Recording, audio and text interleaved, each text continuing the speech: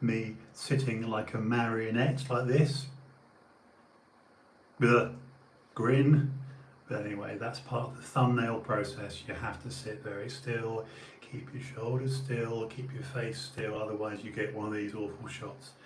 Alright, so thank you for tolerating that. Okay, welcome to TrueHouse episode 414 with me, Justin House. It is Wednesday the 15th of September. I would be remiss to not mention, very sadly, the passing yesterday of Norm MacDonald. Let me just check. Actually, I've got a feeling he was Canadian. Hey Google, was Norm MacDonald Canadian? I found some news about that. NPR has this update. Norm MacDonald tributes from comedians Conan O'Brien, Adam Sandler, and more late-night talk show hosts.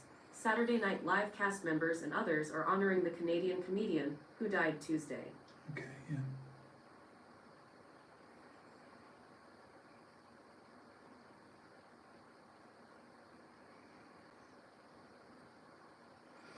So yeah, for those of you that don't know, I mean, shame on you for not knowing, but let me just show you a picture. Hey Google, Norm MacDonald. According to Wikipedia, Norman G. MacDonald was a Canadian stand-up comedian, writer, and actor known for his deadpan style. Early in his career, he wrote for the sitcom Roseanne.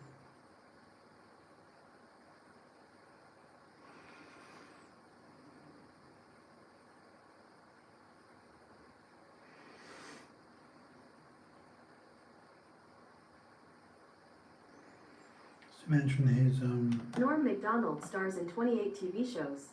Here are the first three: The Norm Show, Norm MacDonald Live, and Norm MacDonald Has a Show.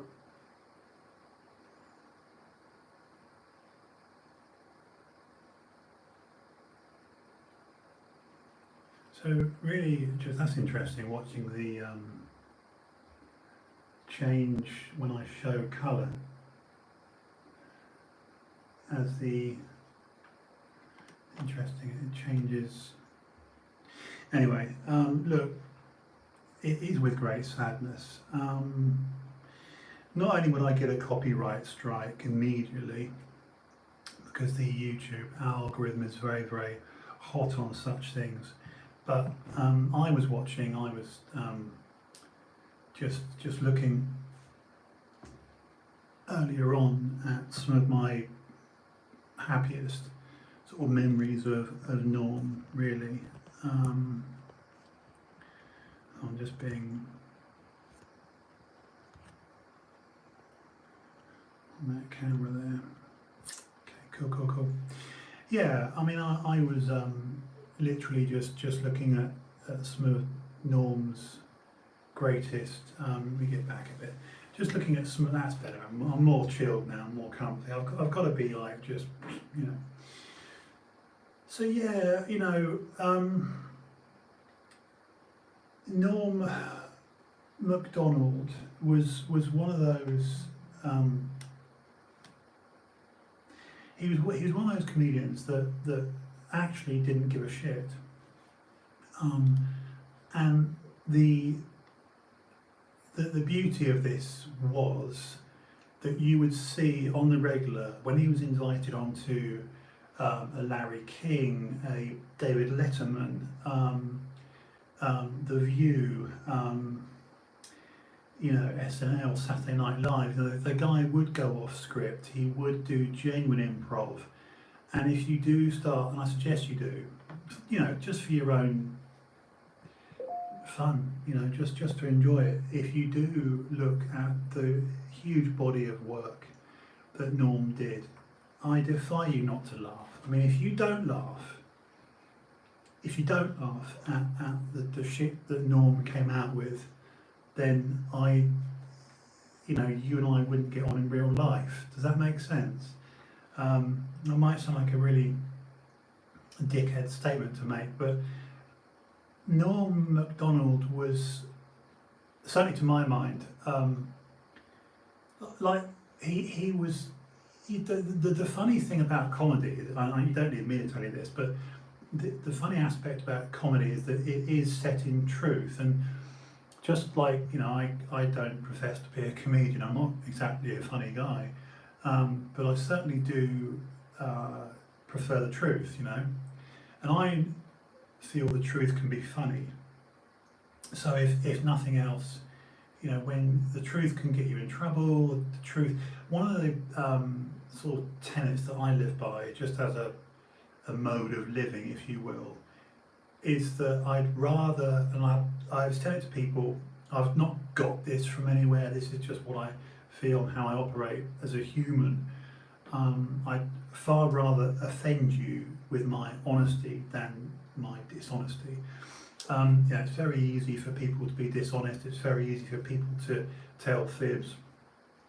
There's so much of society these days that lives a half-truth. There's a great chunk of society that live vicariously through others. That's one of the things I discuss in terms of mental health on this live stream, is that, again, the irony is not lost on me. I'll be streaming here to Instagram and to YouTube, the very platforms, if you will, where people do opt to live a fake life or to live vicariously, that coattailing on somebody else. I've even seen examples of people that have gone to great lengths with, renting out a Ferrari or renting out, a fancy car for a day or two, whatever they can afford. It could be a phone, it could be a suit, but some sort of material measurement, some sort of material gauge that is tantamount to a flex. Again, this could be sporting a tan, because of course these days we're dealing with the social media aesthetic epidemic, as I like to call it, whereby where good corks used to float to the top in terms of content, how you conveyed your content, a person's speech, their opinions, their words, intelligent, funny, engaging, interesting, intriguing conversation. Now it's like, literally TNA. As in tits and arse, and it's so much of the bent, the lean in social media is based on, how full are the lips, how big is the bum, how do people look, how chiseled are they, and it's not based, it's purely a visual platform a lot of the time. And of course someone like Norm Macdonald comes from an era where comedy was comedy. And whereas I like to keep these streams based in truth, the giveaway in the name, TrueHouse, and just for my own, I won't apologise for this, if it sounds indulgent, so be it, but my own indulgence is a cathartic process for me. So whether one person watches me, or no people watch, or 10 people watch, that's not what's really pushing me to do this. I feel a sense of wanting to do this, not for performative reasons, but for reasons of this what I'm doing this very second often makes me feel quite uncomfortable. I don't particularly like the sound of my own voice. I don't like looking at myself. It's like there's a lot of that makes me feel yeah. But I do it because of that, because I find it quite frightening. So that's the catharsis. That's my motivation behind doing it. And then when you look at, if you take what I've just said there and you scale that up to a performance of a professional comedian or an actor or anyone that is intrinsically uncomfortable, they're not comfortable in their own skin. They're not extrovert, they're introvert, they're actually naturally the type to hide away. I'm absolutely in that category, yet you tell yourself to do something because the net gain, the hope is that it makes me stronger and more fortified, better equipped with getting through life and getting on in life and just speaking and presenting myself in life, if I can do this at the very least. And then, so on my scale now, this second doing a live stream, I've just got a notification there, but I think about the scale would be somebody with several thousand subscriptions and with many dozens or hundreds of eyes on them each night, and then you can scale it to a significant live streaming podcast, whatever, and then literally that exponential leap would take you to a Rogan, being the obvious example. And I just look at this performance scale, and then you wonder about a man that seemed to be quite private in Norman MacDonald, and I just get the idea, and I don't know, this is complete speculation, but I've watched enough of his stand-up over the years to think, you certainly come across, he doesn't come across as a man with sky-high confidence. He didn't come across, so I'm speaking back in the past tense now, sadly, aren't I? Norman MacDonald didn't come across as a man, spitting with that, oozing that confidence and, check me out. Quite the reverse. Norman MacDonald was more insular and would just demolish hosts, audiences with the truth. I watched some footage earlier on YouTube, which I had to dig out, which you never, they as in YouTube, would never promote this or let you readily find it. And it was actually, he was on one of those daytime shows, like where you get like 4 or 5 women battering you, and you're the only man. There was deep hatred and ridicule of men. We're talking the tail end of the 90s here. We're talking, 22, 23 years ago, say 97, 98. And it's one of these American chat shows. I think it was The View or whatever it's called. They invite Norm on, and he sits there on the couch, and you can see the women just, claws out. And he drops an absolute showstopper because his delivery was so deadpan, his delivery was just factually correct. And what he dared to do was to say the things that we might say in private. So what we as civvies might discuss behind closed doors, he would do. And it happened to be Clinton. He's like, I won't try an impression because I'll fail. I haven't got my Norm impression down, but he was ponderous. He was certainly, he was a time taker in terms of the cadence, the beat, that kind of like, hi. Well, it was this kind of like, if I came on and was any slower than I currently am, it's like, good evening. Beat, beat, time,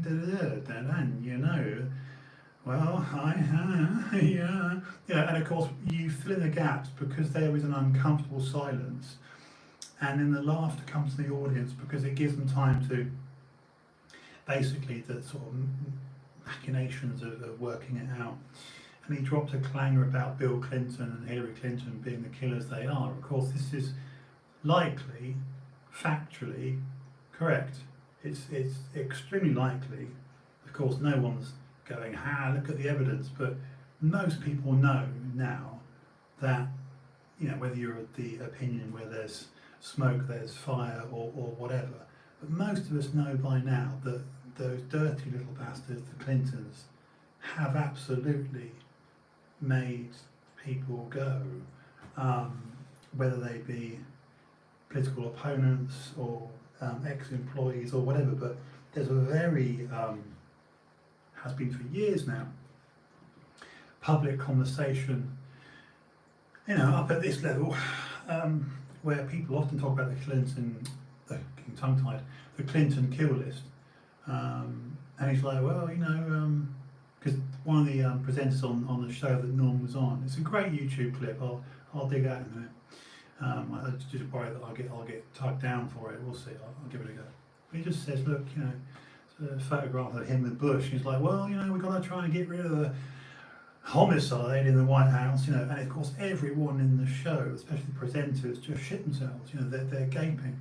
It's like, yeah, the homicide and the mass murder, but of course it's so outrageous, it's so radical, and Norm's delivery was, well,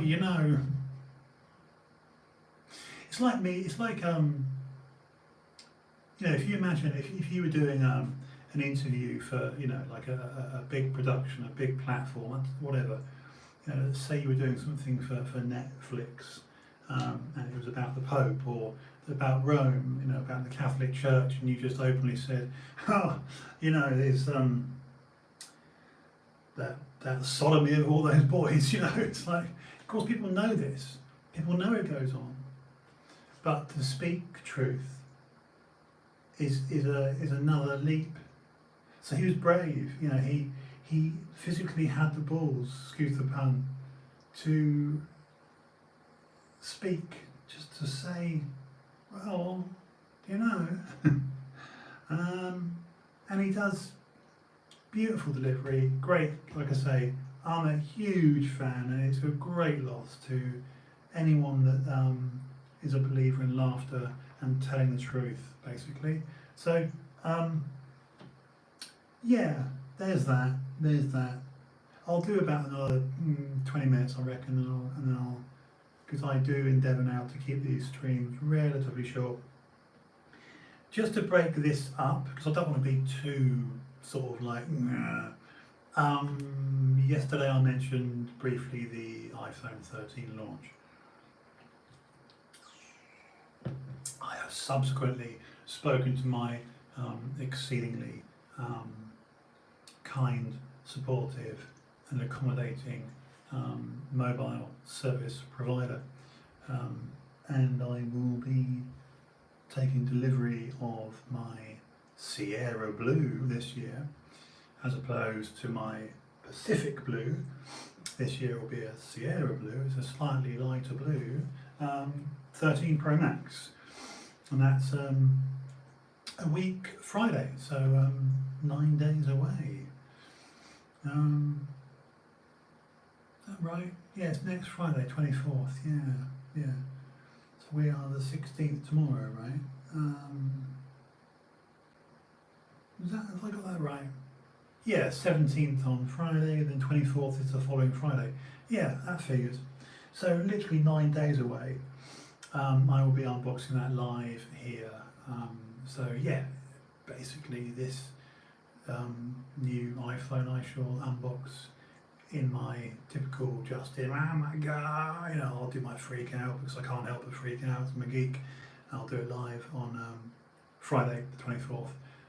Typically speaking, they arrive in the morning or the afternoon. Either way, I'll whack it on. What else? The protection that like he needs it, but the defending, shall I say, of one Joe Rogan, I don't know if I should be even worrying about defending a man that's so, doing all right for himself. Not that he needs any more support or help, but I do enjoy Rogan's podcast and conversations, and I would be a liar if I said that. It's a friend of mine, Doug, actually, who introduced me to Rogan in the first place in terms of his podcasting. I didn't know that Rogan was podcasting. I only knew him really through the UFC thing and through a bit of TV, sort of TV show / stand-up type stuff. And yeah, just to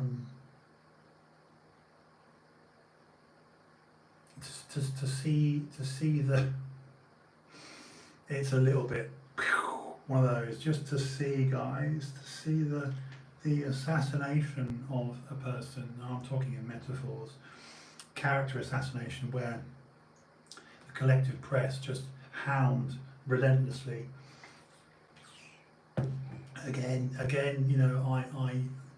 go on about the truth, because I'm just so keen on upholding it.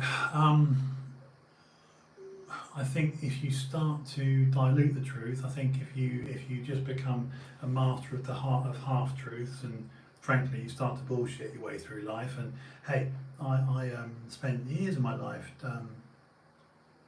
telling and delivering half truths. There was a strong, I'm being sarcastic, but a strong sort of period in my life of just, yeah, to be fair, I was living and doing some idiotic shit, but you become a master at the half truth. Where are you? 10 minutes away, no, you're half an hour away. And of course, it doesn't. I'm not going to get into it because I mentioned it before. I'm not proud of what I did, but my point is, it's not like I did anything horrendous, but I was just an idiot.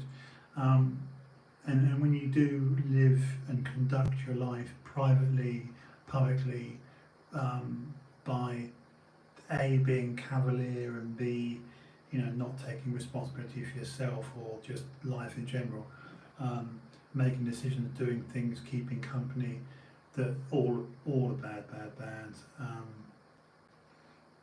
and just you become a bloody liar. You just, so I've understood in my life what it feels like to live for months at a time, and just literally not being honest. So the reason I mention that now is because there's so much of society, I would go so far as to say 40, 50%, that are comfortable with not telling the truth. So much so that the real worry is that they believe it's the truth. Now, I don't have the inclination or the clout, the power, the time, the budget, the means to go out there. You'd have to literally do some sort of data gathering exercise and take your first million people and then get them to somehow take a truth serum, and then literally get 1 million UK/US residents, as nonsensical as this might sound, and say, do you think this of your country/government/COVID/whatever, So I bet your ass that you'd get a hefty number of people that would just be like, what, behind closed doors, this is what I really think, but I offer, up this opinion publicly. And I think that's what we're seeing across the board now. COVID is a team sport. Despicable descent into team sport. People are using literally any means necessary to prop up, again, marionette, puppet, their side, their chosen side. The arrogance, the hubris, completely narcissistic. It's so very, very narcissistic. It's just the ultimate form of getting high on your own supply, not questioning stuff, Nothing else in life would warrant swallowing because there's lots of red pill, blue pill, white pill, black pill, pill references here, analogies, to Matrix, and get all into that. But the point I'm making is, I really do wonder how many of us in this country and the US secretly don't believe the nonsense that we are, that so many people will post and tweet about and publicly come out and say, I'm in favour of this. It could be abortion, it could be gay adoption, gay marriage, it could be suicide, it could be this, it could be that, all these political issues. And that could be the vaccination thing. It's such a political hot potato, isn't it, now, that the likes of these large sort of people in society like Joe Rogan with a big audience are getting hounded, absolutely hounded by the press, for, again, that they, the press, are making up actual lies. It's just staggering to me. Staggering. yeah, yeah. I did a tweet earlier on. It was, I did a tweet showing Biden, with his mask and, the option that Biden gave about mask or vax, vaxxed or masked, masked or vax. And again, this entire time we're in has become so fucking evangelical. It's become so. I am honestly, I am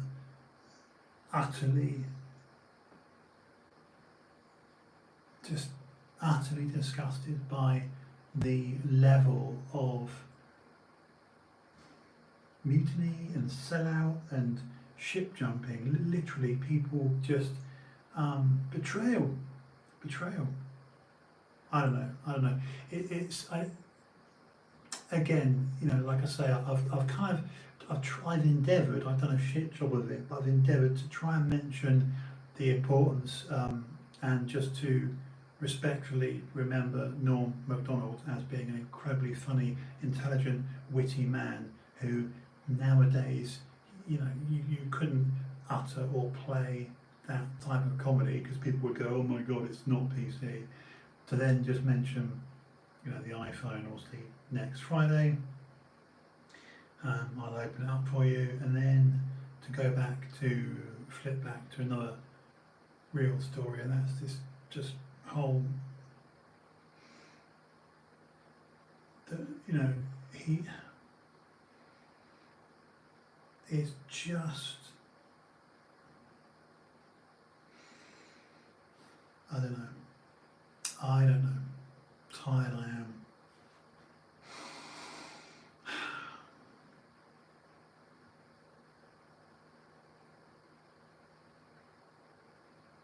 When this happens, I go.